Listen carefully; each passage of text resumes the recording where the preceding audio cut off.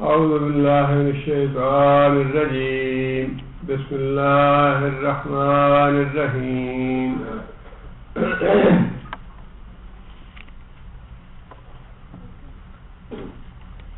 وَإِذْ قَالَ مُوسَى لِقَوْمِهِ،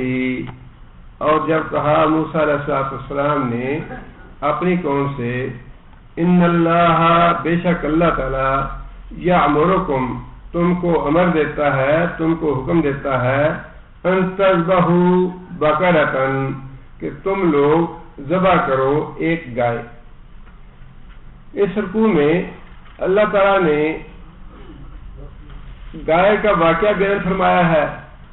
اور اسی واقعے کے حوالے سے اس کا سورہ کا نام سورہ بقرہ رکھا گیا ہے۔ واقعے کا پس منظر یہ ہے کہ بنی اسرائیل میں ایک مالدار آدمی تھا، اس کا بھتیجا وارث بننا چاہتا تھا اس کے مال کا، لہذا اس نے رات کے اندھیرے میں اپنے چچا کو قتل کیا، اور قتل کرنے کے بعد لاش اٹھی، وہ اٹھا کے کسی اور آدمی کے گھر کے سامنے پھینک دی، جس کا مطلب یہ تھا کہ ان لوگوں پہ شک ہو اس بات کا کہ قاتل یہ لوگ ہیں۔ اب اس وجہ سے جھگڑا پڑ گیا کہ قاتل کون ہے۔ جھگڑا پڑنے کے بعد وہ لوگ موسیٰ علیہ السلام کے پاس گئے کہ آپ فیصلہ فرمائیں کہ یہ گائے کس نے، یہ آدمی کس نے قتل کیا ہے، اور قاتل کو سزا دیں۔ اللہ تعالیٰ نے موسیٰ علیہ السلام کی طرف واضح فرمائی کہ اے موسیٰ، انہیں یہ کہو کہ ایک گائے ذبح کریں، اور اس گائے کا کوئی بھی ٹکڑا لے کے مقتول کو چھوئے، مقتول زندہ ہو جائے گا اور وہ قاتل کا نام بتا دے گا۔ ایک تو گائے ذبح کرنے کا یہ مقصد تھا کہ قاتل کا پتہ چل جائے، دوسرا مقصد یہ تھا جو اس سے بڑا مقصد تھا، حالانکہ اللہ تعالیٰ جب وحی کی تو اللہ تعالیٰ وحی کے ذریعے بتا سکتے تھے قاتل کون ہے۔ نبی کو وحی کے ذریعے، نبی صلی اللہ علیہ وسلم کو بہت سے معاملات میں اللہ تعالیٰ نے نام لے کے بتا دیا کہ یہ آدمی یہ کرنا چاہتا ہے، یہ آدمی اس نیت سے آیا ہے آپ کے پاس۔ کیونکہ بنی اسرائیل میں جس طرح ہمارے ہاں ہندو جو ہیں ان کے نزدیک گائے جو ہے وہ معبود کا درجہ رکھتی ہے اور مقدس جانور ہے جس کی وہ پوجا پاٹ کرتے ہیں، اسی طرح مصر میں گائے کو مقدس درجہ حاصل تھا اور وہ اس کی پوجا پاٹ کرتے تھے، اس کو اپنا معبود سمجھتے تھے۔ امتحان لینا مقصود یہ تھا کہ جو لوگ موسیٰ علیہ السلام پہ ایمان لے آئے ہیں، کیا ان کے دلوں میں ابھی تک اپنے معبود کی محبت باقی ہے یا ختم ہو گئی ہے۔ یہ بہت بڑا امتحان تھا کہ جس کو آج تک وہ اپنا معبود سمجھتے رہے ہیں، جس کی پوجا پاٹ کرتے رہے ہیں،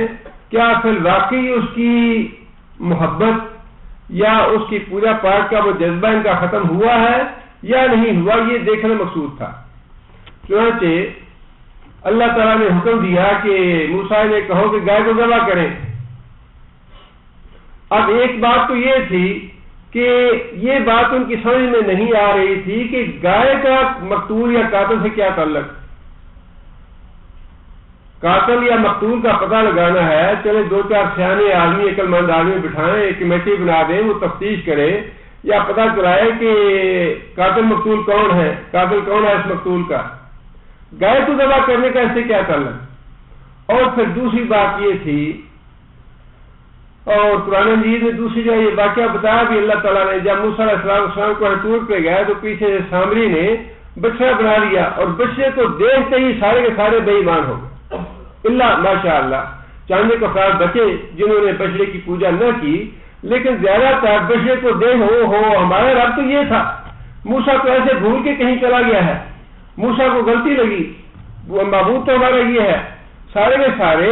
بیشتر ان میں سے کچھ لوگ ایسے تھے جنہوں نے پرستش نہیں کی اس کی، لیکن بیشتر لوگ ایسے تھے جو سارے کے سارے بچڑے کو دیکھ کے فوراً وہ جو محبت تھی اپنے معبود کی وہ پلٹ آئی دوبارہ۔ اللہ نے فرمایا کہ وَأُشْرِبُوا فِي قُلُوبِهِمُ الْعِجْلَ، یعنی اس بچے کی ایسی محبت ان کے دلوں میں پڑی ہوئی تھی کہ دیکھتے ہی انہوں نے کہا کہ ہمارا معبود تو یہ ہے. اب یہی امتحان لینا مقصود تھا ان کا کہ جو لوگ موسیٰ علیہ السلام پہ ایمان لائے ہیں اور کلمہ پڑھ رہے ہیں ان کے کہنے پہ لا الہ الا اللہ کا، کیا ان کے دلوں سے غیر اللہ کی محبت نکلی ہے یا نہیں نکلی. اور بات وہی ہوئی جو جس کا شک تھا یا جس کا خدشہ تھا کہ انہوں نے پوری کوشش کی اس حکم کو ٹالنے کہ کسی طرح یہ حکم ٹال جائے، کسی طرح ہمیں گائے ذبح نہ کرنی پڑے، اس لیے کہ وہ تو ان کا معبود تھا اور انہی کے ہاتھوں سے گائے کو ذبح کرانا یہ تو بہت بڑا ان کے لیے پریشانی کا باعث تھا. ذبح کرنے کے لیے تیار نہیں تھے، اس لیے ٹالتے رہے مختلف ہیلوں بہانوں سے، لیکن بالآخر جتنے زیادہ سوال کرتے گئے اتنے زیادہ پھنستے گئے اور بالآخر انہیں وہ کام کرنا پڑا جو اللہ کے پیغمبر نے جس بات کا حکم دیا تھا. لیکن اس میں ان کا امتحان ہو گیا، دونوں باتیں ظاہر ہو گئیں. ان کا امتحان بھی ہو گیا ان کے ایمان کا، اور جو قاتل تھا اس کا بھی علم ہو گیا، اور جس چیز کو وہ چھپانا چاہتے تھے یا جو دور فریب دینا چاہتے تھے وہ نہ دے سکے، اور اصل قاتل جو ہے اس کا علم ہو گیا. اللہ فرماتے ہیں کہ موسیٰ علیہ السلام نے اپنی قوم سے یہ کہا، اللہ تمہیں حکم دیتا ہے، ان اللہ یامرکم، بے شک اللہ تم کو حکم دیتا ہے، ان تذبحوا بقرۃ، کہ تم لوگ ایک گائے ذبح کرو. قالوا، جواب میں انہوں نے کہا، اتستحضرنا ہوگا، استفہام کا ہے، کیا تستحضا تو پکڑتا ہے، تو بناتا ہے، نہ ہم کو ہو دو بار ٹھٹھا، کیا گائے ذبح کرنے کی بات کر کے تو ہمارا مذاق اڑانا چاہتا ہے کہ گائے تو ہمارا مقدس جانور ہے، ہم اس کی پوجا پرستش کرتے رہے ہیں، بہرحال کچھ نہ کچھ اس کا احترام تو ہونا چاہیے. یہ عقیدت جو ہے نا یہ انسان کو گمراہی میں بہت آگے لے جاتی ہے. عقیدت جو ہے یہ سوائے اللہ اور اللہ کے رسول سے کسی کے ساتھ نہیں ہونی چاہیے. عقیدت سے انسان کا عقیدہ بنتا ہے.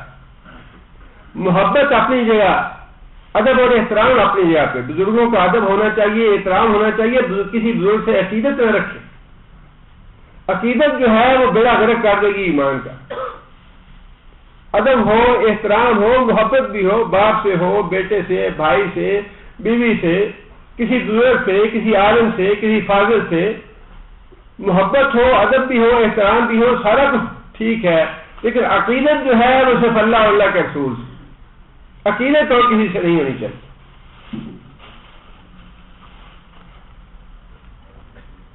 چنانچہ جب موسیٰ علیہ السلام نے انہیں یہ کہا کہ گائے ذبح کرو تو ان کے تو وہم و گمان میں بھی یہ بات نہیں تھی کہ موسیٰ اسی کی ایسا مطالبہ کرے گا. چھوٹتے ہی انہوں نے کہا کہ کیا موسیٰ تو ہم سے مذاق کر رہا ہے؟ گائے کو ذبح کریں ہم؟ گائے کو ہم کیسے ذبح کر سکتے ہیں؟ قال، موسیٰ علیہ السلام نے جواب میں یہ بات کہی، اعوذ باللہ ان اکون من الجاہلین، میں اللہ کی پناہ پکڑتا ہوں، ان اکون یہ کہ میں ہو جاؤں، من الجاہلین جاہل لوگوں سے. ویسے تو قرآن مجید نے یا شریعت نے کسی دوسرے کا دین سے ہٹ کے بھی مذاق اڑانا یا استہزاء کرنا اس کی بہت مذمت کی ہے اور کبیرہ گناہ قرار دیا ہے. اس سے بڑی اور بات کیا ہو سکتی ہے کہ خود قرآن مجید میں سورہ حجرات میں اللہ تعالیٰ نے یہ بات ارشاد فرمائی ہے، لا یسخر قوم من قوم عسى یکونوا خیرا منہم، کوئی بھی کسی دوسرے کا مذاق نہ اڑائے اس لیے کہ ممکن ہے کہ جن کا مذاق اڑایا جا رہا ہے وہ اڑانے والوں سے کہیں بہتر لوگ ہوں، اللہ کے نزدیک متقی ہوں اور اللہ کے محبوب ہوں. اور عورتوں کو تو خاص طور پہ اللہ تعالیٰ نے یہ حکم دیا الگ الفاظ سے، حالانکہ اس آیت میں وہ بھی شامل تھی، مذکر کے ساتھ مؤنث بھی شامل ہے، لیکن عورتوں کو خاص الگ طور سے فرمایا کہ عورتیں بھی کسی عورت کا مذاق نہ اڑائیں، ممکن ہے کہ جن کا مزاج تم لوگ اڑا رہے ہو وہ اڑانے والوں سے کہیں زیادہ بہتر ہو اللہ کے نزدیک.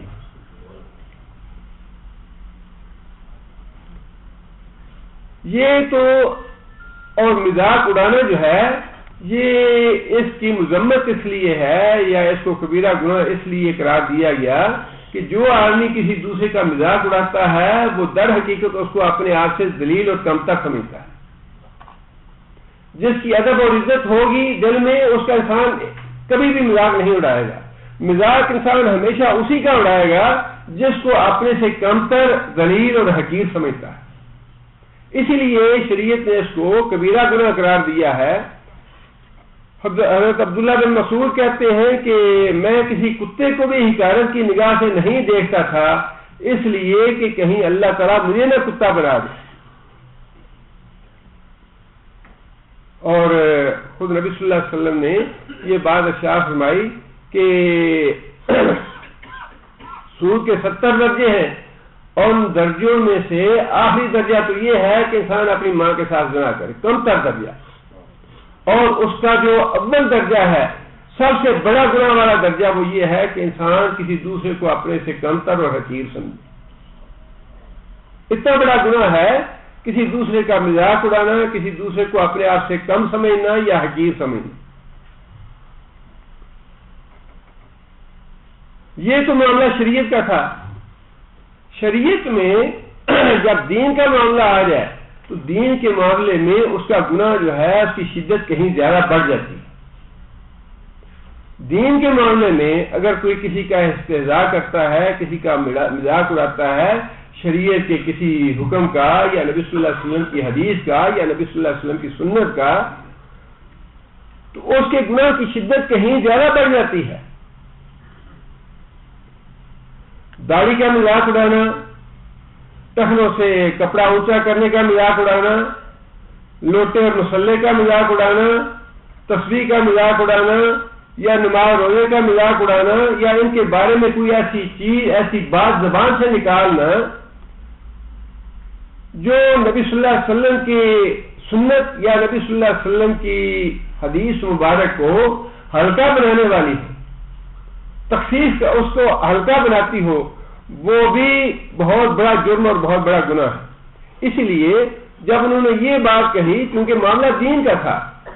اللہ کا نام لے کہ موسیٰ علیہ السلام نے ان کو حکم دیا تھا کہ اللہ فرماتا ہے تم گائے ذبح کرو، یہ تو دین کا معاملہ ہو گیا. لہذا جب دین کا معاملہ آ گیا تو موسیٰ علیہ السلام نے جواب میں یہ نہیں فرمایا کہ نہیں میں تمہارا مذاق نہیں اڑاتا، بلکہ یہ فرمایا کہ میں تو اللہ کی پناہ طلب کرتا ہوں کہ دین کے معاملے میں میں تمہارے ساتھ مذاق کروں. ایک آدمی ویسے شریعت کی خلاف ورزی کر رہا ہے، ٹھیک ہے داڑھی نہیں رکھی یا اس کا پانچا جو ہے شلوار کا وہ ٹخنوں سے نیچے ہے یا وہ مسواک نہیں کرتا، کبھی استعمال نہیں کی، وہ اللہ سے توبہ کرتا ہے، استغفار کرتا ہے، اللہ تعالیٰ سے معافی کی امید ہے اس کو. لیکن جو ان چیزوں کا مذاق اڑانا ہے وہ اس سے کہیں زیادہ اللہ کا غصہ اور غضب مول لینے والی بات. بے عملی جو ہے وہ اتنا اللہ تعالیٰ کو بری نہیں ہے یا اللہ کو غضب اور غصے میں بھڑکانے والی نہیں ہے جتنا زیادہ اللہ کے غضب کو بھڑکانے والا شریعت کا مذاق کرنا ہے. اللہ تعالیٰ نے سورہ کہف میں یہ بات ارشاد فرمائی ہے، کافروں کے بارے میں اگر یہ فرمائی ہے، لیکن اللہ نے فرمایا کہ ذالک جزاؤہم جہنم بما کفروا واتخذوا آیاتی ورسلی ہزوا. میں انہیں جہنم میں اس لیے بھیج رہا ہوں، پہلی بات تو یہ انہوں نے کفر کیا اور کفر کرنے کے ساتھ دوسرا جرم الگ اللہ تعالیٰ نے بیان فرمایا، اور وہ جرم یہ ہے کہ تم نے میرے رسولوں کا مذاق اڑایا، میری آیتوں کا مذاق اڑایا. قرآن کی آیت کا مذاق اڑانا، نبی صلی اللہ علیہ وسلم کی حدیث کا مذاق اڑانا، نبی صلی اللہ علیہ وسلم کی سنت کا مذاق اڑانا، یہ سب ایک درجے میں گناہ.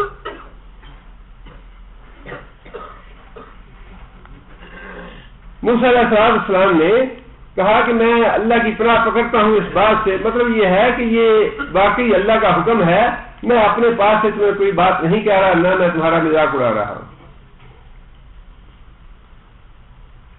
اب انہیں چونکہ اس حکم کی توقع نہیں تھی اور ان کی خواہش یہ تھی کہ کسی نہ کسی طریقے سے اس حکم سے بچ جایا جائے، لہذا انہوں نے موسیٰ علیہ السلام کے آگے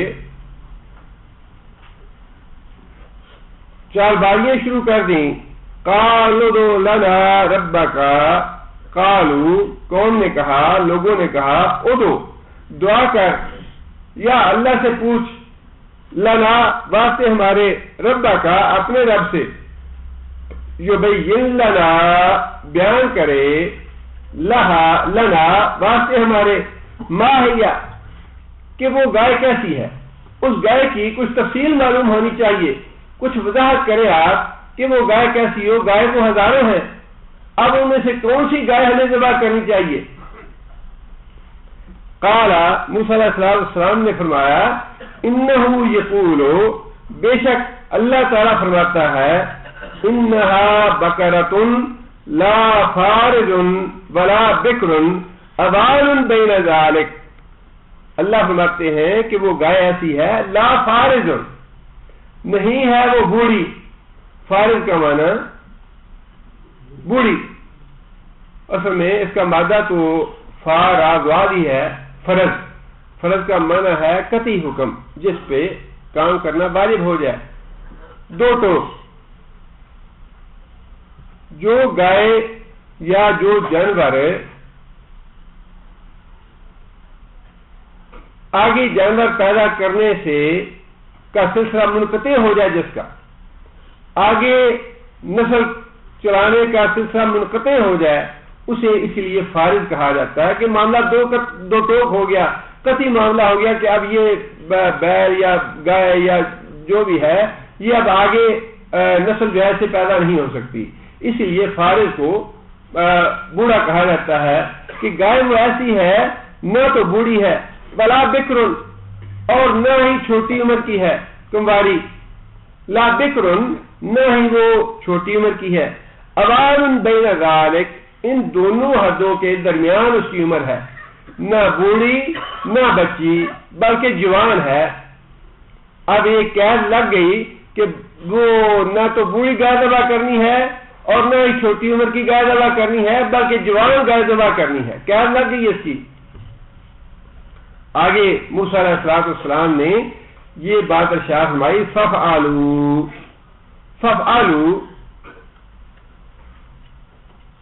گائے ذبح کرو، وہ کام کرو، ما موصولہ ہے جس کا تو مرون تم حکم دیے گئے. مطلب یہ کہ پیغمبر نے قوم کو یہ بات سمجھانے کی کوشش کی کہ حجت بازیاں چھوڑ دو، جس بات کا اللہ حکم دے رہا ہے بس وہ کر دو. آگے زیادہ سوال، زیادہ پرہیز نہ کرنا. نبی نے اپنی امت کو یا قوم کو یہ بات سمجھانے کی کوشش کی، فَفَعَلُوا مَا تُؤْمَرُونَ کہ بھائی جو تم نے سوال ایک کر لیا ہے بڑا ہے یہ، فَفَعَلُوا اب جو بات تمہیں بتائی جا رہی ہے جس کا حکم دیا جا رہا ہے بس کر ڈالو اس کو. لیکن وہی خباثت اچھی قوم کی یہودی قوم جو ہے انتہائی خبیث اور بد باطن قوم ہے، اور انبیاء کی نافرمانی یا انبیاء سے سرکشی تو دور کی بات، اللہ تعالیٰ نے خود فرمایا کہ انبیاء کو ناحق قتل کیا ان لوگوں نے. پھر آگے سے کہنے لگے، قالوا ادع لنا ربک، اے موسیٰ ادع لنا دعا کر ہمارے لیے، ربک اپنے رب سے، یبین بیان کرے، لنا ہمارے لیے، ما لونھا کہ اس کا رنگ کیسا ہونا چاہیے. اب دیکھیے کہ یہ کتنی قریب ہے سخت کہ اللہ تعالیٰ نے ایک عام حکم دے دیا کہ بھئی گائے ذبح کرو. اب گائے ذبح نہیں کرنا چاہتے، حکم ٹالنا چاہتے ہیں، لہذا بہانے سے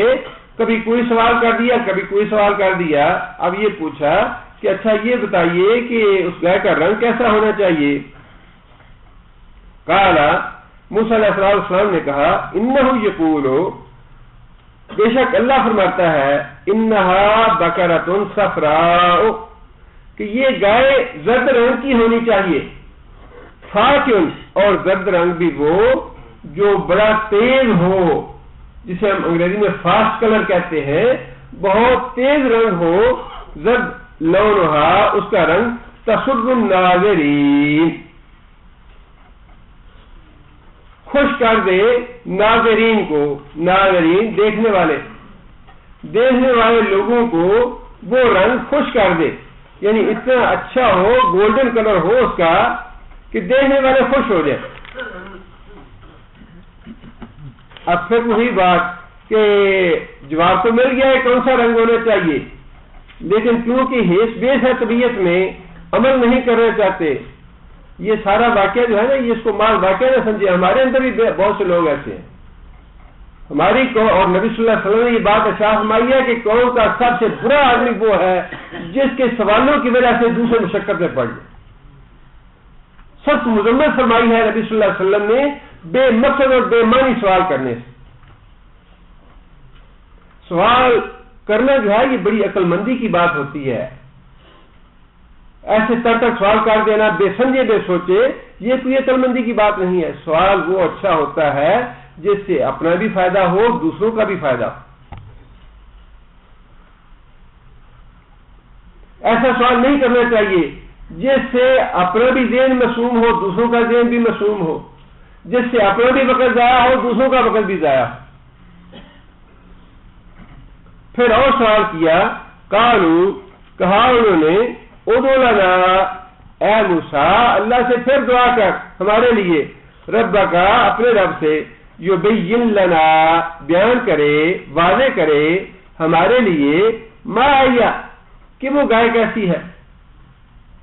اور تھوڑی سی وضاحت چاہیے،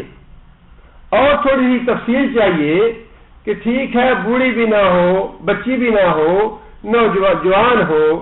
رنگ اس کا زرد ہو، تیز رنگ ہو زرد بھی، اب تھوڑی سی اور وضاحت چاہیے۔ اب دیکھیے کتنی حماقت اور بیوقوفی کی باتیں ہیں، اپنے آپ کو زنجیروں میں جکڑنے والی، اپنے آپ پہ بوجھ ڈالنے والی اور مشقت ڈالنے والی۔ دین کو اللہ تعالیٰ نے بڑا سہل بنایا ہے، نبی صلی اللہ علیہ وسلم نے بھی بڑا سہل بنایا ہے۔ نبی صلی اللہ علیہ وسلم نے فرمایا کہ جب میں تمہیں کوئی حکم دوں تو بس مجھے پوچھا نہ کرو سوال، اس لیے کہ اگلی قوموں کے لوگ جو ہیں وہ زیادہ سوال کرنے کی وجہ سے ہلاک ہو گئے۔ رسول اکرم صلی اللہ علیہ وسلم خطبہ ارشاد فرما رہے تھے، نبی صلی اللہ علیہ وسلم نے یہ بات ارشاد فرمائی کہ لوگوں تم پہ حج فرض ہوا، حج فرض ہے تم پہ۔ ایک آدمی نے سوال کیا، یا رسول اللہ کیا ہر سال فرض ہے؟ نبی صلی اللہ علیہ وسلم نے خاموشی فرمائی۔ اس آدمی نے پھر پوچھا، یا رسول اللہ کیا حج ہر سال فرض ہے ہم پہ؟ نبی صلی اللہ علیہ وسلم نے پھر خاموشی اختیار فرمائی۔ تیسری دفعہ اس آدمی نے پھر پوچھا، یا رسول اللہ کیا حج ہر سال فرض ہے؟ نبی صلی اللہ علیہ وسلم ناراض ہوئے۔ نبی صلی اللہ علیہ وسلم نے فرمایا کہ دیکھو جو بات میں تمہیں کہوں، جتنی کہوں اس کے مطابق جتنی تمہاری طاقت ہے اس پہ عمل کرو۔ اگر میں تمہیں یہ کہہ دیتا کہ ہاں ہر سال فرض ہے تو تمہارے اوپر ہر سال حج فرض ہو جاتا ہے اور تمہارے لیے مصیبت اور مشقت بن جاتی۔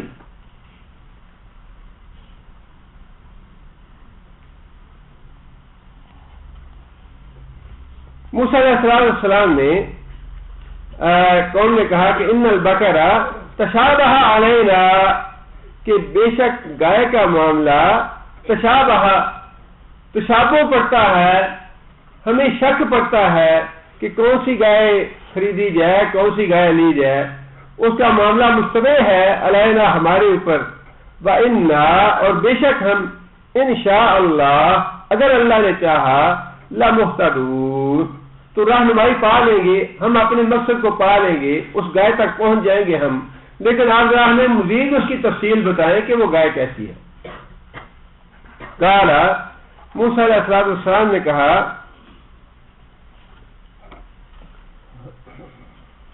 انہو یقول، بے شک اللہ یہ فرماتا ہے، انہا بقرۃ، بے شک وہ گائے ہے، لا ذلول، ذلیل کا معنی کسی کے ماتحت ہونا، کسی کے تابع فرمان ہونا، کسی کے لیے محنت اور مشقت کرنا، لا ذلول کہ وہ گائے ایسی ہے جو محنت اور مشقت نہیں کی اس سے لی جاتی، محنت اور مشقت نہیں کرنے والی وہ گائے، تصیر الارض زمین کو پھاڑنے والی نہیں، مطلب یہ کہ اس سے اس کو ہل میں نہیں جوتا جاتا، زمین کو پھاڑنے سے مراد یہ ہے کہ اس گائے کے ذریعے ہل نہیں چلایا جاتا، زمین میں کھیتی باڑی کے لیے وہ استعمال نہیں ہوتی، ولا تسقي الحرث اور نہ ہی وہ کھیتی کو پانی پلانے والی ہے، نہ تو کھیتی میں ہل جوتنے کے استعمال ہوئی ہو وہ، اور نہ ہی کبھی اس کو پانی پلانے کے لیے، کھیتی باڑی میں پانی پلانے کے لیے اس کو استعمال کیا گیا ہو، مطلب یہ کہ ایسی گائے جس سے محنت اور مشقت کا کوئی کام نہ لیا گیا، ایسی گائے ہونی چاہیے۔ اور آگے پھر فرمایا مسلمۃ بالکل صحیح سالم ہو، کوئی اس میں عیب نہ ہو، سینگ ٹوٹا نہ ہو، کہیں کوئی زخم نہ لگا ہو، کوئی اور چوٹ نہ لگی ہو، مسلمۃ صحیح سالم۔ آگے پھر فرمایا کہ لا شیئۃ فیہا، لا نہ ہو شیئۃ کوئی داغ، فیہا اس گائے میں، مطلب یہ ہے کہ زرد رنگ ہونا چاہیے پوری گائے کا، زرد رنگ میں معمولی سا کوئی سفید یا کالا یا براؤن یا کوئی اور دوسرا رنگ جو ہے اس کا داغ بھی نہیں ہونا چاہیے۔ اکثر آپ نے دیکھا کہ اگر پوری گائے یا بیل یا بھینس کالے رنگ کی ہے تو کہیں نہ کہیں ایک سفید رنگ کا داغ دبا ضرور ہوتا ہے، اگر سفید رنگ کی گائے ہے تو کہیں نہ کہیں کالے رنگ کا داغ دبا ضرور ہوتا ہے، اگر براؤن رنگ کی ہے تو پھر بھی کہیں نہ کہیں کسی نہ کسی دوسرے رنگ کا دبا ہوتا ہے۔ اب اللہ تعالیٰ نے اتنی سخت قید لگا دی لا شیئۃ فیہا کہ کسی اور رنگ کا کوئی داغ دبا بھی نہ ہو، پوری کی پوری وہ گولڈن کلر کی ہونی چاہیے، زرد رنگ شوخ قسم کا جس سے دیکھنے والے خوش ہو جائیں، وہ گائے تلاش کرو۔ قال اللہ نا جئت بالحق، کون کہنے لگی الان اب، جئتا تو آیا ہے یا تو لایا ہے، بالحق سچی بات، اب تو نے ساری علامتیں واضح کی ہیں، اب ہم یہ کام کریں گے۔ فذبحوها، فذبحوا پس انہوں نے ذبح کیا، ہاں اس گائے کو، وما كانوا يفعلون، وما یہاں ما نافیہ ہے، اور نہیں تھے، کادو قریب پھٹکنے والے، یفعلون کہ یہ کام کریں، یعنی اللہ تعالیٰ نے خود ان کے دل کے جو اندر چور چھپا ہوا تھا وہ بتا دیا، ان کے اندر کے جو چور تھا وہ یہی تھا کہ کسی نہ کسی طرح ہم گائے کو ذبح کرنے سے بچ جائیں، ما کانوا یفعلون، یہ تو قریب بھی پھٹکنے والے نہیں تھے کہ اس کام کو کریں، لیکن مجبوری یہ تھی، جھگڑا یہ تھا کہ کسی نہ کسی طرح قاتل کا پتہ چلایا جائے۔ اگر وہ مسئلہ صاف نہ الجھا ہوتا تو شاید یہ انکار ہی کر دیتے کہ نہیں موسیٰ ہم تو یہ کام نہیں کرتے۔ اور مفسرین نے یہ واضح کیا ہے کہ یہ جتنی علامتیں تھیں یہ اس گائے کی تھیں جس گائے کی پوجا اور پرستش کی جاتی تھی، ایسی گائے کو، مثالی گائے کو وہ پوجا اور پرستش کے لیے استعمال کرتے تھے۔ اللہ تعالیٰ نے ہاتھ رکھ کے یہ بات بتا دی کہ تمہیں اپنے معبود کو ذبح کرنا ہے، جسے تم اپنا معبود کہتے ہو نا۔ اب آپ ذرا اندازہ لگائیں، اللہ تعالیٰ معاف کرے، آج بھی شرک کی جو محبت ہے نا دل میں وہ ویسی ہی ہے جیسی بنی اسرائیل کے دلوں میں تھی۔ جو لوگ قبروں پہ مزاریں چڑھاتے جاتے ہیں، نظریں نیازیں مانتے ہیں، چادریں چڑھاتے ہیں یا وہاں سے عقیدت رکھتے ہیں، ان کی تو بات ہی چھوڑی۔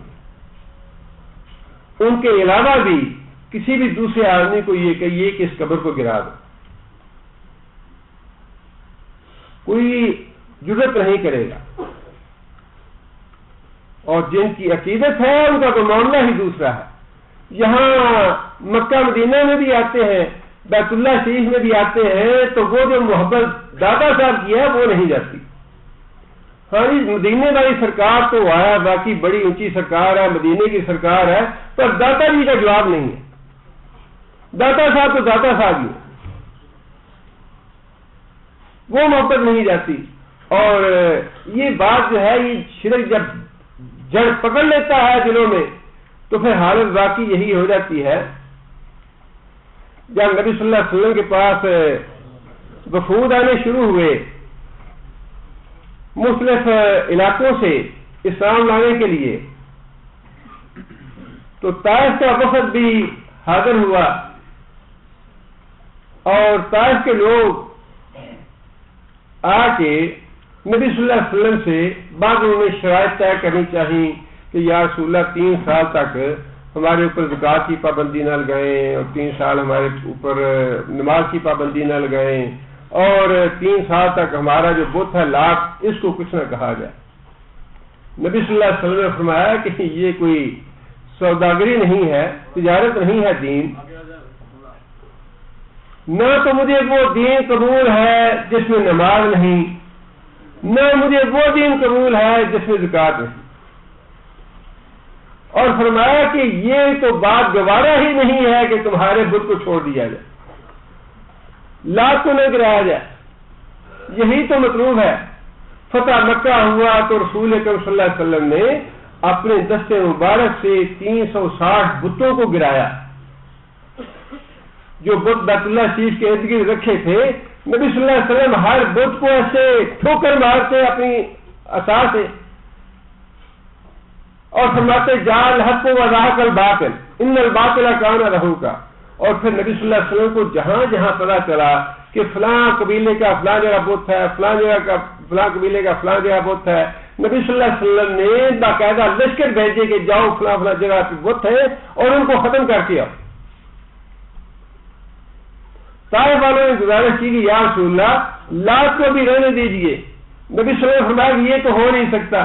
پھر ان کی آخری گزارش یہ تھی کہ اگر یا رسول اللہ لات کو ختم ہی کرنا ہے، اس کو گرانا ہی ہے، تو پھر آپ یہ کام ہم سے نہ کروائیں، اپنے کوئی بندے بھیجیں، یہاں سے کچھ آدمی بھیجیں جو جا کے یہ کام کریں، ہم یہ کام نہیں کر سکتے. آپ انداز کیجئے کہ ایمان لانے کے باوجود دل میں خوف ضرور تھا کہ حضرت صاحب ٹانگ توڑ دیں گے،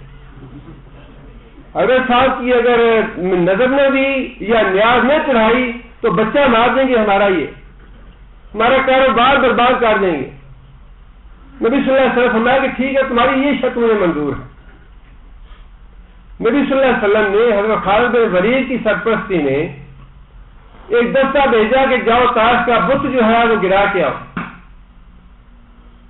حضرت مغیرہ بن شعبہ بھی شریک تھے اس دستے میں، اور حضرت مغیرہ بن شعبہ کچھ مزاحیہ مزاج کے تھے. اپنے دستے کے لوگوں سے کہنے لگے کہ میں تمہیں ذرا تھوڑا سا شروع میں ہنساؤں گا، لیکن تم لوگ فکر نہ کرنا. ان کو بتا دیا. مغیرہ بن شعبہ نے جب بت گرانے کا وقت آیا تو پورا طائف اکٹھا ہو گیا، لوگ مرد بھی اور عورتیں بھی اور بچے بھی بوڑھے بھی، کہ دیکھیں ان کا کیا اثر کرتا ہے لات، کس طرح یہ باقی رہتے ہیں یہاں سے. اب حضرت مغیرہ بن شعبہ جو تھے وہ کفر کی اور شرک کی ساری باتوں سے واقف تھے، پہلے بھی خود اسی حالت میں رہے تھے.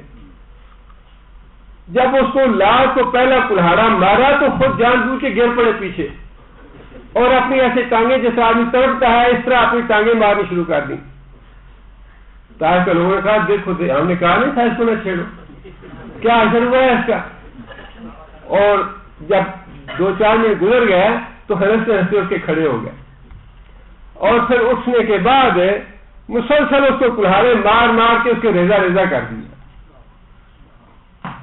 یہ جو عقیدت ہے نا، یہ اسی لیے میں نے گزارش کی کہ عقیدت جو ہے وہ صرف اللہ اور اللہ کے رسول سے رکھیں کہ جو اللہ فرماتا ہے، جو اللہ رسول فرماتا ہے وہ کرنا ہے. اس کے علاوہ کسی بزرگ کے لیے، کسی امام کے لیے، کسی عالم کے لیے، کسی مولوی کے لیے، کسی حضرت صاحب کے لیے، کسی پیر صاحب کے لیے قطعاً کوئی عقیدت نہیں ہے.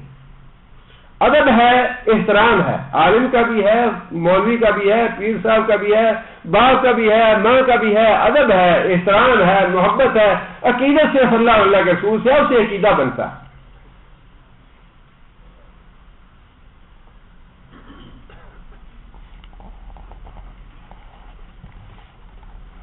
آگے پھر اللہ تعالیٰ نے وہ بات ارشاد فرمائی،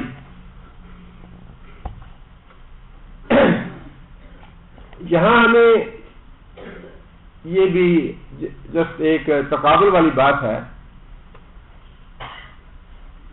رسول اکرم صلی اللہ علیہ وسلم نے سارے بت گرا دیے، اور یہاں بھی اللہ تعالیٰ نے ان کے ہاتھوں سے گائے کو ذبح کروا دیا۔ گائے کو ذبح کرنے سے نہ پہلے ان لوگوں کا کوئی نقصان ہوا، نہ اس کو ذبح کرنے کے بعد کوئی نقصان ہوا۔ اگر معبود جو ہے اللہ کے علاوہ کچھ کرنے والے ہوتے، نفع نقصان دینے والے ہوتے، تو ان کا نقصان ہو جاتا۔ اور یہی بات حضرت ابراہیم علیہ السلام نے ان کے قوم کے بتوں کو توڑنے کے بعد ارشاد فرمائی تھی، افتعبدون من دون اللہ ما لا ينفعکم ولا یضرکم، کیا تم بندگی ان کی کرتے ہو جو نہ تمہارا نفع تمہیں دے سکتے ہیں، نہ تمہارا نقصان کرتے ہیں۔ اف لکم، افسوس ہے تمہارے اوپر، ولما تعبدون، اور ان پہ بھی افسوس ہے جن کی تم بندگی کرتے ہو، من دون اللہ، اللہ کے علاوہ، افلا تعقلون، کیا تم عقل سے کام نہیں لوگے۔ قرآن مجید نے باتیں تو بڑے اچھے طریقے سے سمجھائی ہیں۔ اب اگر کوئی آدمی سمجھنا چاہے، یہ جو پاکستان میں دھماکے ہوتے ہیں، ہم ان کے بالکل حق میں نہیں ہیں، اور ہم کسی بھی مزاروں پہ دھماکے تو الگ بات ہے، کسی عام جگہ پہ بھی دھماکے کرنے یا حملے کرنے یا معصوم لوگوں کی، بے گناہ لوگوں کی جانیں لینا جو ہے اس کے ہم حق میں نہیں ہے، برا سمجھتے ہیں ہم اسے۔ اسی طرح مزاروں کے اوپر بھی عقیدہ ہمارا اپنی جگہ پہ، ہم مزاروں کو نہیں مانتے، ان کو اپنا معبود اور ان کا بنانے والا، کرنے والا، مشکل کشا، حاجت روا کچھ نہیں مانتے، لیکن عقیدے سے ہٹ کے اس بات کی ہم مذمت کرتے ہیں کہ وہاں پہ جو لوگ اکٹھے ہیں ان کو دھماکے کر کے مارا جائے یا ان کی جانیں لی جائیں۔ جان لینا مشرک کی اس کی اجازت نہیں، کافر کی جان لینا کفر کی وجہ سے، مشرک کی جان لینا اس کے شرک کی وجہ سے، اس کی اسلام اجازت نہیں دیتا۔ لہذا ہم اس کی تو مذمت کرتے ہیں کہ خواہ مزار ہو، قبر ہو، کفان کا ہو، یا امام بارگاہ ہو، مسجد ہو، جس طرح مسجد میں اس قسم کے حملے کی مذمت کرتے ہیں، اسی طرح امام بارگاہ جو کچھ بھی ہے یا جو خان کا ہے، مزار ہے، اس پہ بھی حملے کی مذمت کرتے ہیں۔ لیکن افلا تعقلون والی بات جو ہے وہ کرنے میں تو کوئی حرج نہیں ہے۔ اگر یہ بزرگ پھر واقعی مشکل کشا ہے اور حاجت روا ہے، تو پھر تمہیں کمیٹیاں بنانے کی ضرورت کیا ہے کہ مجرم تلاش کرو، مجرم کون ہے؟ تھوڑی سی عقل سے بات سوچنے والی ہے کہ اگر یہ مشکل کشا ہے، تمہاری ضرورتیں پوری کرتے ہیں، تمہاری باتیں سنتے ہیں، تمہاری باتوں کا جواب دیتے ہیں، تمہاری حاجتیں پوری کرتے ہیں، تو پھر اتنا غم و غصہ کیوں کرتے ہو؟ خود ان سے جا کے پوچھ لو کہ صاحب یہ نقصان آپ کا کس نے کیا ہے، یہ دھماکے آپ کے مزاج پہ کون کر رہا ہے؟ اور پھر یہ بھی سوچنے والی بات ہے کہ اگر وہ عالم الغیب ہے، جانتے ہیں، سب کچھ معلوم ہے انہیں، تو دھماکے کرنے سے پہلے کیوں نہیں اپنے مجاوروں کو بتا دیتے کہ کل یہاں دھماکہ ہونے والا ہے؟ فعل بذات خود یہ اچھا نہیں ہے، لیکن اس فعل کے حوالے سے ہمیں یہ تو پوچھنے کا حق ہے، یہ تو سوال کرنے کا حق ہے ہمیں کہ جنہیں تم حاجت روا کہتے ہو، جنہیں تم مشکل کشا کہتے ہو، دھماکے تو ہو گئے جنہوں نے کر لیے، ان کا انہوں نے کیا بگاڑ لیا جن کو تم اپنا حاجت روا اور مشکل کشا سمجھتے؟ یا تمہیں یہ بتاتے کیوں نہیں کہ کون ہے ان کا مجرم؟ اور یہ بالکل وہی بات ہے جو ابراہیم علیہ السلام نے کہی تھی، اف لکم ولما تعبدون، تمہارے اوپر بھی افسوس ہے اور تمہارے معبودوں پہ بھی افسوس ہے، افلا تعقلون، عقل سے کام نہیں لیتے تم۔ اور پھر بات بالکل وہی ہے، قالوا حرقوہ وانصروہ آلہتکم ان کنتم فاعلین، جب وہ معبودوں کو ابراہیم نے توڑ دیا، ان کو ریزہ ریزہ کر دیا ابراہیم علیہ السلام نے، تو بجائے اس کے کہ اس بات پہ سوچتے کہ بت نہ نفع دیتے ہیں نہ نقصان دیتے ہیں، یہ تو زبان سے بات نہیں کر سکتے، الٹا یہ کہنے لگے کہ اپنے معبودوں کی مدد کرو، اپنے معبودوں کی مدد کرو۔ بھئی اگر ان معبودوں کی مدد تم نے کرنی ہے تو تمہارے مددگار یہ کیسے ہو گیا؟ جو خود مدد کے محتاج ہیں وہ دوسروں کی مدد کیسے کریں گے؟ اب بالکل وہی بات ہے، ہاں جی قانون بنانا چاہیے، اسمبلی سے بل پاس کرانا چاہیے کہ مزاروں کا تحفظ ہو، یہ وہی بات نہیں ہے ابراہیم علیہ السلام والی۔ قانون بناؤ کہ ہمارے معبودوں کی حفاظت ہو، قانون بناؤ کہ ہمارے شرک کے جو گڑھ ہیں انہیں کوئی کچھ نہ کہے، یہ محفوظ رہنے چاہیے۔ کتنا انسان جب شرک میں مبتلا ہوتا ہے تو کیسے انسان کی مت ماری جاتی ہے، تباہی ہے، ہلاکت ہے، دنیا میں برباد ہے، آخرت بھی برباد۔ آگے اللہ فرماتے ہیں وَإِذْ قَتَلْتُمْ نَفْسًا، آگے اللہ تعالیٰ نے وہ سبب بیان کیا جس سبب کی وجہ سے، جس مقصد کی وجہ سے گائے کو ذبح کرنے کا حکم دیا گیا تھا۔ وَإِذْ قَتَلْتُمْ، اور جب قتل کیا تم نے، نفساً ایک جان کو، فَادَّارَاكُمْ،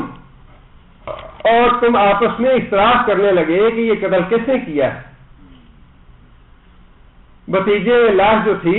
چچا کے دروازے، وہ کسی اور کے دروازے کے آگے ڈال دی اور الزام جو ہے وہ کسی اور کو دے دیا، جھگڑا شروع ہو گیا کہ قتل کس نے کیا ہے۔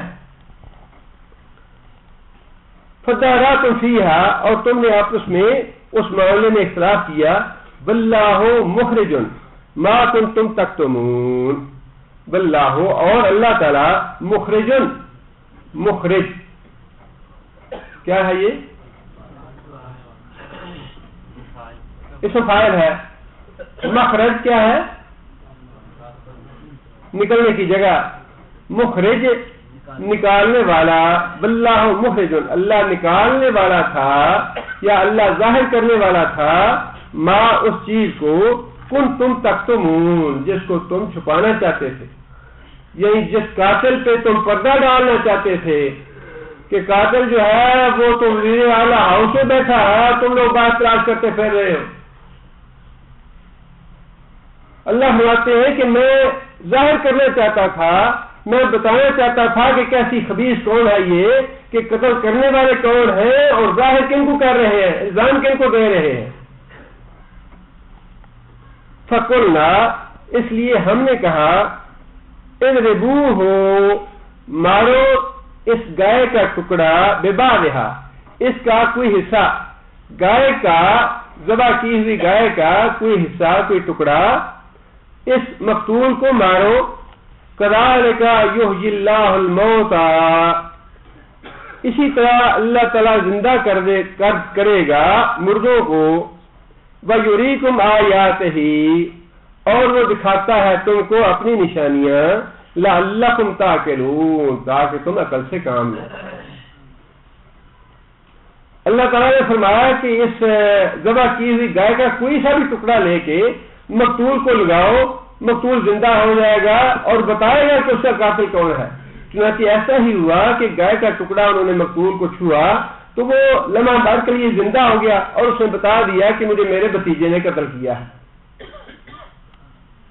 اب آگے اللہ فرماتے ہیں کہ اس سے ایک اور بھی بات اللہ تعالیٰ نے واضح فرما دی کہ جو آخرت کا عقیدہ تھا، جس میں لوگ متذبذب تھے اور جس پہ شک کرتے تھے، اللہ تعالیٰ نے اس کا بھی ثبوت فراہم فرما دیا۔ فرمایا کہ آخرت کے دن، قیامت کے دن، اللہ تعالیٰ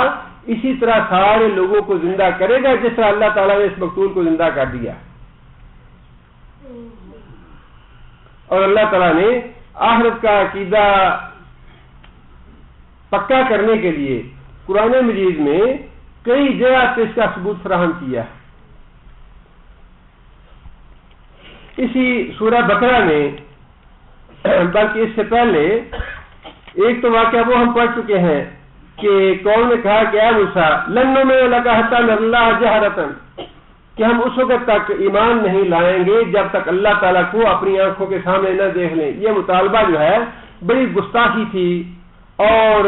بہت بڑی خباثت تھی. اللہ تعالیٰ نے اس مطالبے کے جواب میں فرمایا فَأَخَذَتْكُمُ الصَّاعِقَةُ وَأَنْتُمْ تَنظُرُونَ. صاعقہ نے دھماکے نے آ لیا اور سارے بندے مر گئے موسیٰ علیہ السلام کے علاوہ. موسیٰ علیہ السلام نے پھر اللہ تعالیٰ سے دعا کی کہ یا اللہ میرے لیے ایک اور یہ مصیبت بن جائے گی جب میں قوم میں واپس گیا ان کو زندہ کر دے. موسیٰ علیہ السلام کی دعا پہ اللہ نے ان کو زندہ کر دیا. یہ آخرت کا بھی اللہ نے ثبوت دے دیا کہ جس طرح آج میں تمہیں مارنے کے بعد زندہ کر سکتا ہوں کہ عمل کے دن بھی میں تمہیں مارنے کے بعد زندہ کر سکتا ہوں. اور پھر دوسرا واقعہ اللہ تعالیٰ نے سورہ بقرہ میں ہی آگے انشاءاللہ ہم پڑھیں گے اور وہ حضرت عزیر علیہ السلام کا واقعہ ہے. ایک بستی سے گزرے اور وہ بستی لوگ جو ہے گری ہوئی اور لوگ مرے ہوئے تھے. تو عزیر علیہ السلام نے کہا کہ اس بستی کو اللہ تعالیٰ کیسے زندہ کرے گا جو بستی اس طرح سے گری ہوئی ہے. تو اللہ تعالیٰ نے عزیر علیہ السلام کو بھی موت دے دی اور اماتہ اللہ 100 عام 100 سال کے لیے اللہ تعالیٰ نے موت دے دی انہیں. ثم بعثہ پھر ان کو زندہ کیا. قال کم لبثت اللہ نے پوچھا کتنی دیر تک تم مردہ رہے یا مرے رہے. قال لبثت یوما او بعض یوم انہوں نے کہا کہ میں تو دن یا ایک دن کا حصہ مرا. قال بل لبثت 100 عام 100 سال تم فوت رہے. آگے فرمایا کہ فنظر الی طعامک و شرابک لم یتسنہ. اب تمہارا کھانا پینا اسی طرح موجود ہے جو باقی نہیں ہوا. 100 سال تک پڑا رہا ہے لیکن ہماری قدرت کی وجہ سے یہ بالکل محفوظ ہے. وانظر الی حمارک اور اب اپنے گدھے کو دیکھو. وَلِنَجْعَلَكَ آیَةً لِلنَّاسِ تاکہ ہم اس کو لوگوں کے لیے نشانی بنا دیں عبرت بنا دیں. وانظر الی العظام کیف ننشرها ثم نكسوها لحما ہم اس کی ہڈیاں جوڑیں گے پھر اس کے اوپر ہم گوشت چڑھائیں گے اس کو زندہ کر دیں گے تمہاری آنکھوں کے سامنے تاکہ لوگوں کو یقین آ جائے کہ قیامت واقعی آنے والی. اور اس آیت کے ساتھ دوسرا واقعہ ابراہیم علیہ السلام کا ہے. ابراہیم علیہ السلام نے پوچھا رب ارنی یا اللہ مجھے یہ ذرا دکھا کیف تحیی الموتیٰ تو مردوں کو زندہ کیسے کرے گا قیامت کے دن. اللہ نے پوچھا اولم تؤمن کیا تو ایمان نہیں لایا.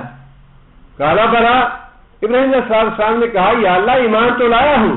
ولکن لیطمئن قلبی میں چاہتا ہوں کہ میں اپنی آنکھوں سے دیکھ لوں اور میرے دل کو علم الیقین حاصل ہو جائے کہ واقعی ایسا ہونے والا ہے. ایمان تو لایا ہوں لیکن آنکھوں سے دیکھنے کی بات اور ہے کانوں سے سننے کی بات اور ہے. اللہ نے فرمایا کہ اچھا پرندے لو اس کا ٹکڑے کرو اور یہ جو پہاڑ ہے ان کے اوپر ان کے ٹکڑے رکھ دو اور پھر اس پرندے کو آواز دو وہ پرندہ جو ہے وہ زندہ ہو کے تمہارے پاس آ جائے گا. اللہ تعالیٰ نے فرمایا کہ میں اس طرح مردوں کو زندہ کروں گا. یہاں بھی اللہ تعالیٰ نے وہی بات ارشاد فرمائی کذالک یحیی اللہ الموتیٰ اللہ تعالیٰ اسی طرح مردوں کو زندہ کرے گا. وَیُرِیکُمْ آیاتہ لَعَلَّکُمْ تَعْقِلُونَ اور اللہ تمہیں اپنی نشانیاں دکھاتا ہے. اگر جو آدمی توحید کے عقیدے سے ہٹ کے مرتا ہے رسالت کے عقیدے سے ہٹ کے مرتا ہے آخرت کے عقیدے سے ہٹ کے مرتا ہے قیامت کے دن یہ نہیں کہہ سکے گا کہ یا اللہ تو نے مجھے بتایا نہیں کوئی نشانی نہیں دکھائی یا میں سمجھ نہیں سکا مجھے کوئی بتانے والا نہیں تھا. نشانیاں اللہ نے ساری پوری کر دی ہیں. توحید کی نشانیاں بھی ساری بتا دی ہیں. رسالت کے دلائل بھی سارے دے دیے ہیں. آخرت کے دلائل بھی سارے دے دیے ہیں. اگر اس کے باوجود کوئی ایمان نہیں لاتا شرک میں مرتا ہے نبی صلی اللہ علیہ وسلم کی رسالت میں ایمان نہیں لاتا آخرت پہ ایمان نہیں لاتا تو وہ ساری کی ساری اس کی اپنی بدبختی ہے اس کی اپنی ذات میں وبال ہے اس کا. آگے اللہ فرماتے ہیں ثم قست قلوبکم من بعد ذلک ثم پھر قست قلوبکم اردو میں لفظ استعمال ہوتا ہے قساوت قلبی. قساوت کا معنی ہوتا ہے سختی بہت دل جس کو ہم اردو میں کہتے ہیں دل کا پتھر ہو جانا وہ ہے قساوت سختی بہت شدت. فرمایا ثم قست قلوبکم من بعد ذلک کہ اے یہودیوں اے بنی اسرائیل اس واقعے کے بعد تمہارے دل نرم ہو جانے چاہیے تھے. تمہیں ہر بات پہ ایمان لے آنا چاہیے تھا کہ موسیٰ علیہ السلام اللہ کے پیغمبر ہیں، اللہ تعالیٰ ہر چیز پہ قدرت رکھنے والا ہے، اللہ کے علاوہ کوئی دوسرا معبود نہیں ہے، یہ تمہاری گائے یا سورج یا چاند یا ستارے یہ معبود نہیں ہو سکتے، اور پھر آخرت پہ تمہیں ایمان لے آنا چاہیے۔ لیکن اللہ فرماتے ہیں کہ یہ ساری نشانیاں دیکھنے کے باوجود کثرت قلوبکم، تمہارے دل جو ہیں وہ اور سخت ہو گیا۔ اب بالکل آپ ذرا جا کے وہاں پاکستان میں دیکھیے، مزاروں پہ دھماکے وغیرہ ہوئے، بجائے اس کے کہ ان کو کچھ عقل آتی کہ یہ تو کچھ بھی نہیں کر سکتے، یہ تو ہماری طرح بے بس ہیں، یہ تو خود ان کا وہاں جتنے بھی لوگ بیٹھے تھے ان مر گئے ہیں اور کچھ انہیں بچا نہیں سکے، کچھ نہیں کر سکے، دل اللہ نے ایسے پتھر کر دیے مشرکوں کے کہ جی ہمارے مجرم وہ ہیں جو ان کو مانتے نہیں ہیں، جو بزرگوں کی گستاخی کرنے والے ہیں وہ ہمارے مجرم ہیں۔ یہ ہے کثرت قلوبوں کو، شرک میں دل اور بھی پتھر ہو گیا، توحید کی طرف مائل ہوئے نہیں، اس نشانی سے کوئی سبق حاصل نہیں کیا، حالانکہ اس نشانی سے سبق حاصل کرنا چاہیے تھا۔ افلا تعقلون، سبق حاصل کرنے کے بجائے انہوں نے کہا نہیں جی پکڑ لو ان لوگوں کو جو ہمارے بزرگوں کے گستاخ ہیں، جو قبروں کو مانتے نہیں، جو بیزاروں کو مانتے نہیں، یہ ہمارے مجرم ہیں۔ یہ ہے کثرت قلوبوں کو، بجائے اس کے کہ دل نرم ہوتے اور غور و فکر کرتے اور سوچتے سمجھتے کہ بھائی یہ تو کچھ بھی، یہ مشکل کشا کیسے ہو سکتے ہیں، یہ حاجت روا کیسے ہو سکتے ہیں، یہ دوسروں کی مدد کیسے کر سکتے ہیں جو اپنی مدد نہیں کر سکتے۔ الٹا سمجھانے والے جو تھے ان کے خلاف ہو گیا کہ دشمن ہمارے یہ ہیں، ہمارے مجرم یہ ہے۔ ثم کثرت قلوبکم، یہ واقعہ دیکھنے کے بعد تمہارے دل اور بھی پتھر ہو گئے۔ آگے اللہ فرماتے ہیں فَهِيَ كَالْحِجَارَةِ، پتھر کی مانند سخت ہو گیا تمہارے دل، اور اشد قسوہ، یا اس سے بھی پتھروں سے بھی زیادہ سخت ہو گیا۔ پتھر کا نام اللہ نے اس لیے لیا ہے کہ پتھر سے زیادہ سخت کوئی چیز ہوتی نہیں۔ لوہا جو ہے وہ بھی آگ میں پگھل جاتا ہے، پتھر نہیں پگھلتا، ساری دھاتیں پگھل جاتی ہیں، پتھر نہیں پگھلتا۔ اس لیے اللہ تعالیٰ نے پتھر کا نام لیا ہے کہ تمہارے دل پتھر یا پتھروں سے بھی زیادہ سخت ہو گیا ہے۔ تم نے معمولی سا عقل سے کام لینا، غور و فکر کرنا یا سوچ بچار کرنے کی زحمت گوارا نہیں،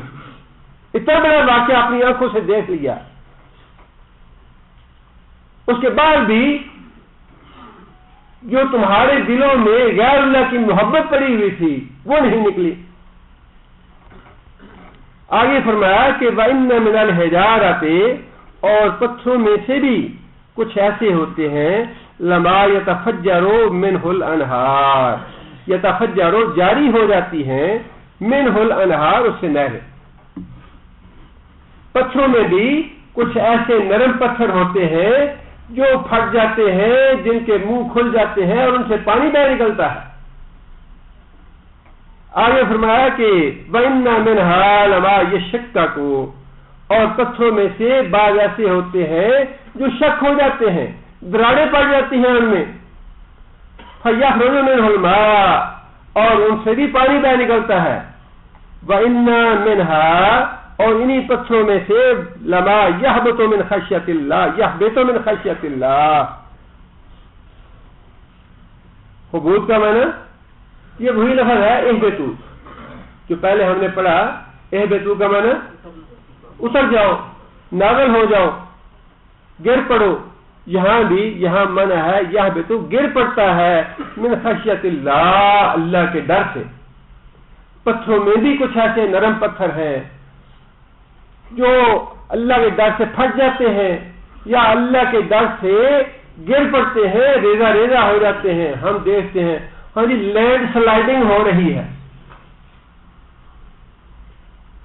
یہ کیا پتا کہ یہ پتھر جو ہے، یہ پہاڑ جو ہے، یہ اللہ کے ڈر سے گرا ہو، اللہ نے خود فرمایا ہے۔ یہ تو ہم سمجھتے ہیں نا کہ یہ دیوار ہے، یہ زمین ہے، ان میں شعور نہیں ہے،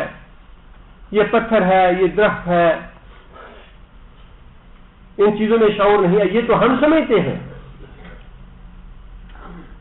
لیکن اللہ نے تو فرمایا ہے یسبح للہ ما فی السماوات والارض، زمین و آسمان کی جتنی بھی چیزیں ہیں ساری کی ساری اللہ کی تسبیح کر رہی ہے. یہ پتھر بھی، حجر بھی، شجر بھی، زمین بھی، سڑک بھی، راستے بھی، جتنی بھی چیزیں ہیں کائنات میں ساری کی ساری اللہ کی تسبیح کر رہی ہے. اور نبی صلی اللہ علیہ وسلم نے وہ پہاڑ کے بارے میں فرمایا تھا نا کہ یہ پہاڑ مجھ سے محبت کرتا ہے، اور فرمایا کہ میں بھی اس سے محبت کرتا ہوں. نبی صلی اللہ علیہ وسلم جب سفر سے واپس تشریف لاتے تو حدیث میں آتا ہے کہ نبی صلی اللہ علیہ وسلم مدینے کے قریب پہنچتے تو سواری کو تیز کر لیتے خود، فرماتے کہ یہ پہاڑ آ گیا خود، میں اس سے محبت کرتا ہوں اور یہ پہاڑ مجھ سے محبت کرتا ہے. اور یہ بات بھی ارشاد ہمارے نبی صلی اللہ علیہ وسلم نے کہ حجر اسود جو ہے اس کو قیامت کے دن باقاعدہ زبان دی جائے گی اور یہ گواہی دے گا لوگوں کے بارے میں کہ فلاں فلاں آدمی نے میرا استعلام کیا ہے. فرمایا جہاں تم سجدہ کرتے ہو وہ جگہ قیامت کے دن تمہارے بارے میں گواہی دے گی. اور نبی صلی اللہ علیہ وسلم نے تو ایک حدیث میں یہ بات ارشاد فرمائی کہ لوگوں، حضرت علی فرماتے ہیں، حضرت علی کا قول ہے یہ کہ لوگوں اس زمین سے بچ کے رہنا، اس زمین کو خاموش نہ سمجھنا یا بے عقل نہ سمجھنا، اس لیے کہ یہ زمین یا تو قیامت کے دن تمہارے حق میں گواہی دے گی یا تمہارے خلاف گواہی دے گی. اگر جرم کیا ہے تو زمین تمہارے خلاف گواہی دے گی، اور اگر اس کے اوپر کھڑے ہو کے نماز پڑھی ہے یا اللہ کے حضور توبہ استغفار کی ہے تو تمہارے حق میں ہی گواہی دے گی. فرمایا کہ تم انسانوں میں سے یا مشرک سے تو یہ پتھر اچھے ہیں، بے جان چیزیں اچھی ہیں جو ہر وقت اللہ کی تسبیح کرتی رہتی ہیں اور اللہ سے خوف کھاتی ہیں، اللہ سے ڈرتی ہیں. آگے اللہ نے فرمایا کہ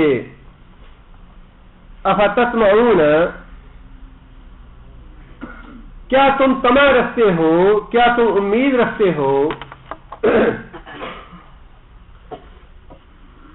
یہودی لوگ جو تھے، مسلمان جو خزرج کے اور دوسرے اوس قبیلے کے نوجوان مسلمان ہوئے تو بڑا جوش اور جذبہ تھا ان میں، اور وہ یہ سمجھتے تھے اپنے طور پہ کہ نبی صلی اللہ علیہ وسلم کے مدینہ منورہ تشریف لانے سے پہلے یہی جو یہودی علماء تھے یہ ہمیں بتاتے تھے کہ تورات میں ایک نبی کے آنے کی خوشخبری ہے، اور اس نبی کی علامتیں بھی تھیں، اور جہاں اس نبی کا ظہور ہونے والا ہے اس علاقے کی علامتیں بھی تھیں. اور خود حدیث میں نبی صلی اللہ علیہ وسلم سے بعض صحابہ کرام سے یہودی علماء سے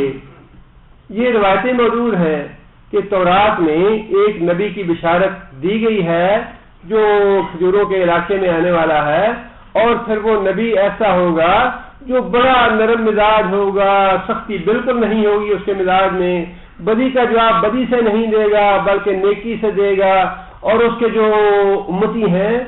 وہ اللہ کا ہر وقت ذکر کرتے رہیں گے، اور ذکر ایسی آہستہ آواز سے کریں گے جیسا مکھیاں بنبناتی ہیں. اور ان صفات میں ایک صفت یہ بھی دی گئی ہے کہ اس کو نبی کی امت کے لوگوں کے عذاب یا تہبند یا شلوارے جو ہیں وہ نصف پنڈلی تک ہوں گے. تورات میں ہے یہ بات لکھی ہوئی. اس سے آپ اہمیت لگائیں اس بات کا کہ یہ کتنی اہم بات ہے. حضرت عمر رضی اللہ تعالیٰ فوت ہونے لگے، جب شہید ہیں، خون نکل رہا ہے، ایک آدمی آیا آ کے اس نے انصاری تھا، حضرت عمر رضی اللہ تعالیٰ کو بڑی تسلی دی کہ اے عمر آپ کو بشارت ہو، خوشخبری ہو. نبی صلی اللہ علیہ وسلم رخصت ہوئے تو آپ سے خوش تھے، اور حضرت بکر رخصت ہوئے تو خوش تھے آپ سے، اور آپ کو اللہ تعالیٰ نے شہادت کا مرتبہ دیا ہے، آپ نے دین کی بڑی خدمت کی ہے. تو حضرت عمر نے فرمایا کہ اللہ کا احسان ہے یہ میرے اوپر. جب وہ آدمی یہ باتیں کہا کہ جانے لگا تو حضرت عمر نے لوگوں سے کہا کہ نوجوان کو آپ واپس بلاؤ. نوجوان کو واپس بلایا تو حضرت عمر نے فرمایا کہ نوجوان اپنا جو آزار ہے، اپنا تہمت جو ہے اس کو اونچا باندھو، تخلوں سے اونچا کرو، اس لیے کہ تمہارا آزار جو ہے وہ بھی صاف رہے گا، گندا نہیں ہوگا، اور اللہ کے نزدیک بھی تم متقی شمار کیے جاؤ گے.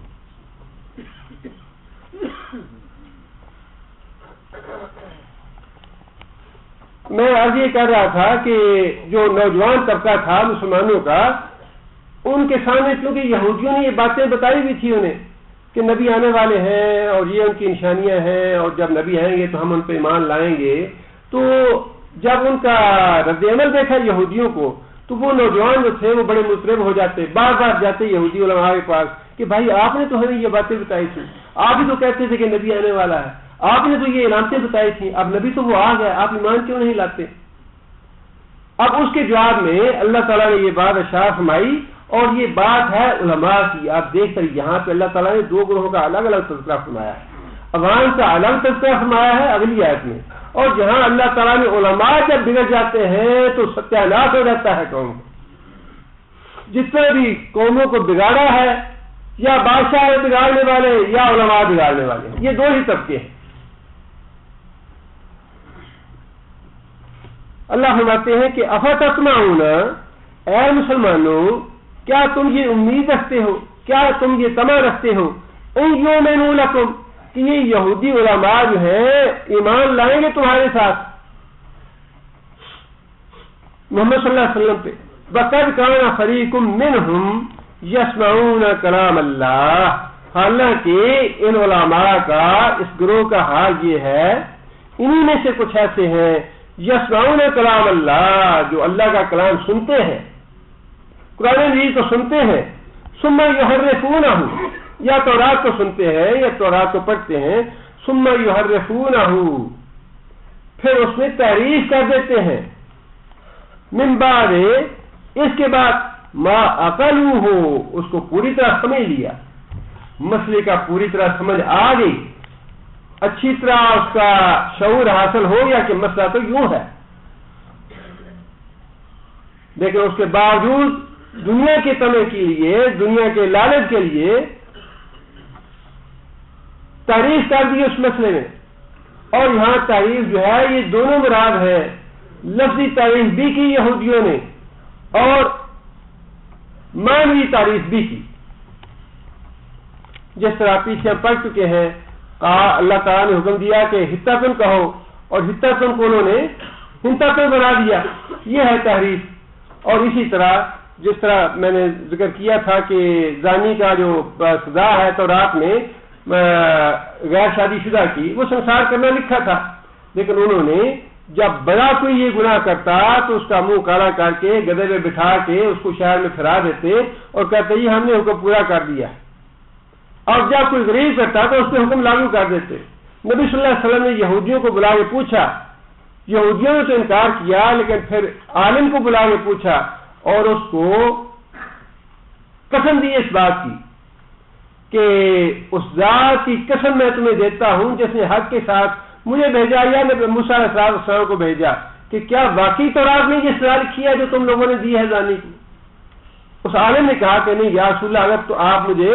اللہ تعالیٰ کی قسم نہ دیتے تو میں اس بات کو چھپا دیتا، میں سیدھی بات نہ بتاتا آپ کو، لیکن آپ نے مجھے اللہ کی قسم دی. آپ اندازہ کریں کہ مشرکوں کو بھی اور یہودیوں کو بھی اللہ کی قسم کا کتنا احترام تھا. آپ نے مجھے اللہ کی قسم دی ہے، لہذا میں آپ کو صحیح بات بتا رہا ہوں کہ جو غیر شادی شدہ زانی ہے اس کی سزا تورات میں سنسار کرنا ہی. یہ دونوں طرح کی تعریف جو تھی وہ کرتے تھے، اور اللہ تعالیٰ نے فرمایا کہ جو لوگ اللہ کی کتاب میں تعریف کرتے ہیں کیا تم ان سے یہ امید رکھتے ہو کہ وہ ایمان لائیں گے؟ جن کے اپنے مفادات وابستہ ہیں دنیاوی قسم کے، وہ تو تعریف کرتے ہیں دنیا میں مفادات کے پیچھے معنوی طور پہ یا لفظی طور پہ، اور ان سے تم یہ امید رکھتے ہو کہ وہ تم پہ مسلمانوں کے ساتھ ایمان لائیں گے. نبی صلی اللہ علیہ وسلم پہ فرمایا کہ ان سے یہ توقع نہ رکھو، ان سے یہ امید نہ رکھو کہ یہ ایمان لائیں گے تمہارے پر. آگے اللہ فرماتے ہیں وَإِذَا لَقُوا الَّذِينَ آمَنُوا، اور یہ انہی یہودی علماء کی بات ہو رہی ہے. وَإِذَا لَقُوا الَّذِينَ آمَنُوا قَالُوا آمَنَّا، جب یہ سچے مومنوں کے ساتھ ملتے ہیں تو وہی منافقانہ طرز عمل اختیار کرتے ہیں کہ ہاں واقعی تورات میں محمد صلی اللہ علیہ وسلم کی بشارت آئی ہے اور ان کی نشانیاں موجود ہیں جیسا تم لوگ ایمان لائے ہو ہم بھی ایمان لاتے ہیں، نبی صلی اللہ علیہ وسلم کو مانتے ہیں، ہم بھی یہ اللہ کے رسول ہیں۔ وَإِذَا خَلَا بَعْضُهُمْ إِلَىٰ بَعْضٍ، اور جب یہ یہودی علماء جو ہیں آپس میں اکٹھے ہوتے ہیں تو پھر اندر کی دل کی بات آپس میں ایک دوسرے سے کرتے ہیں۔ وَإِذَا خَلَا، اور جب الگ ہوتے ہیں بَعْضُهُمْ إِلَىٰ بَعْضٍ، یہ علماء ایک دوسرے کے ساتھ الگ ہوتے ہیں، قالوا، تو پھر آپس میں یہ کہتے ہیں اتحدثونہم، کیا تم بتاتے ہو مسلمانوں کو وہ نشانیاں محمد صلی اللہ علیہ وسلم کی اور محمد صلی اللہ علیہ وسلم کی علامات نبوت جو ہیں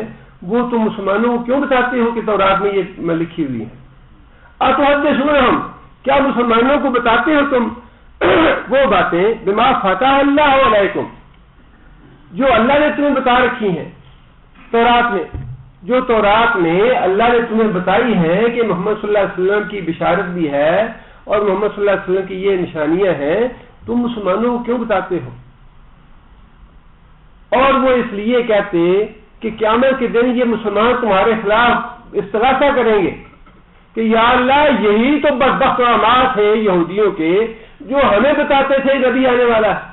اور اس نبی کی یہ مانتے ہیں، ان کے بتانے کی وجہ سے یا اللہ ہم ہی مان لائے اور یہ بدبخت خود کیوں نہیں مان لائے؟ اس لیے آپس میں ایک دوسرے سے کہتے ہیں کہ تم مسلمانوں کو یہ باتیں کیوں بتاتے ہو؟ اتحدثونہم، کیا تم ان مسلمانوں کو بتاتے ہو بما فتح اللہ علیکم، جو اللہ تعالیٰ نے تمہیں باتیں تورات میں بتائی ہیں، لیحاجوکم، تاکہ قیامت کے روز تمہارے ساتھ جھگڑا کریں بہی ان باتوں کے ذریعے عند ربکم، تمہارے رب کے ہاں۔ مطلب یہ ہے کہ قیامت کے دن یہی لوگ تو تمہارے خلاف استغاثہ کریں گے کہ یا اللہ یہ یہودی علماء تو ہمیں بتاتے تھے، آج تم ان سے حساب لے یا پوچھ ان سے کہ یہ ایمان کیوں نہیں لائے۔ آگے اللہ فرماتے ہیں افلا تعقلون، کیا تم عقل سے کام نہیں لوگے؟ اب چونکہ اللہ تعالیٰ کے اصول و ضوابط ہیں ہدایت کے لیے، جو اللہ تعالیٰ کو دھوکہ دینا چاہتا ہے، اللہ سے فریب کرتا ہے، اللہ تعالیٰ اس کو ہدایت کے دروازے بند کر دیتے ہیں اس کے لیے۔ اللہ کے قانون جو ہے وہ بڑے سخت ہے، جب تک انسان ہدایت کے لیے اللہ کے آگے گڑ گڑائے نہ، اللہ سے طلب نہ کرے، اللہ سے مانگے نہ، اللہ ہدایت نہیں دیتے۔ دنیا اللہ دیتے ہیں بغیر مانگے، دنیا جو ہے وہ اللہ بغیر مانگے دے دیتے ہیں،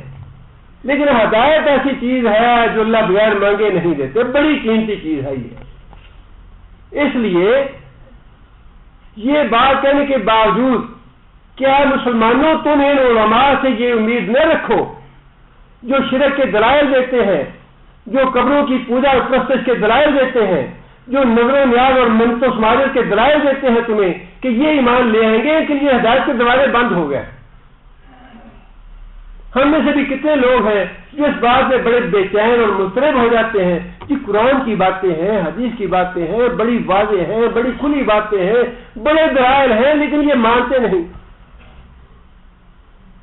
اللہ بھی کہتا ہے کہ میں ہر ایک کے لیے دوبارہ ہدایت کا نہیں کھولوں گا۔ نبی صلی اللہ تعالیٰ بہتر جانتے ہیں کہ اس میں حکمت کیا تھی۔ اللہ نے تو نبی صلی اللہ علیہ وسلم کے چچا کے لیے ہدایت کا دروازہ نہیں کھولا۔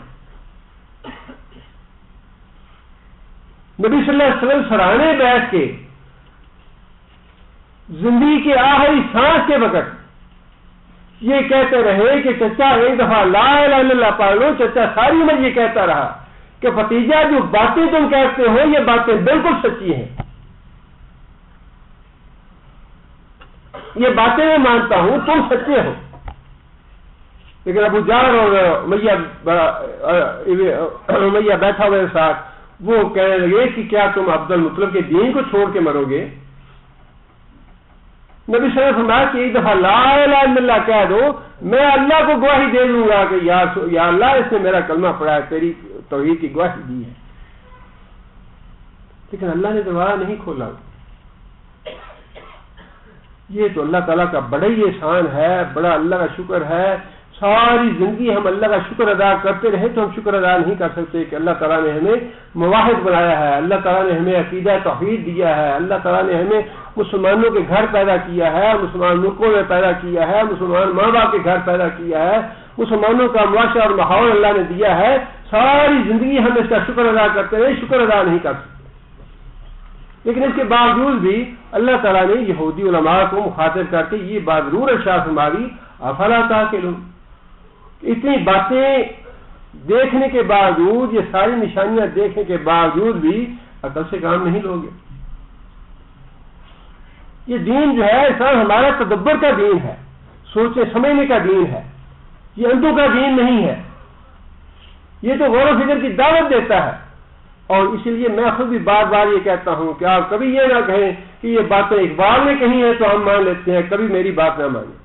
جو کچھ میں یہاں کہتا ہوں یا پڑھتا ہوں یا آپ کو سامنے بیان کرتا ہوں، جا کے گھر میں خود بھی اس کو پڑھیں، خوب غور و خوض کریں اس پہ۔ بات اگر سچی ہے، کھری ہے تو اللہ کی ہے، اللہ کے رسول کی ہے، اس کو مان لیں۔ اور اگر کھری اور سچی بات نہیں ہے، اللہ اور اللہ کے رسول کی منشا کے خلاف ہے، قرآن سے باہر ہے، حدیث سے باہر ہے، تو آپ میرا دامن پکڑیں آ کے، اس لیے کہ میں تو کوئی اللہ کے یہاں جواب دینے کے لیے تیار نہیں، میں تو خود بڑا گنہگار آدمی ہوں، میں کسی کا بوجھ اپنے ساتھ کیوں اٹھاؤں؟ خود بھی غور و فکر کریں، خود بھی سوچے سمجھے کہ جو بات ہم سن کے آئے ہیں یہ صحیح ہے یا غلط ہے۔ اور یہ زندگی تو بار بار ملنی نہیں کہ ٹھیک ہے اس زندگی میں نہ صحیح اگلی زندگی میں صحیح۔ اس زندگی تک کا تو ایک ایک دن اور ایک ایک لمحہ بڑا قیمتی ہے، موت کا کوئی پتہ نہیں کب آ جائے، اور اس موت کے بعد پھر انسان کے لیے دوبارہ زندگی نہیں ہے۔ اللہ تعالیٰ سے دعا ہے کہ اللہ تعالیٰ ہمیں نیک عمل کرنے کی توفیق عطا فرمائے۔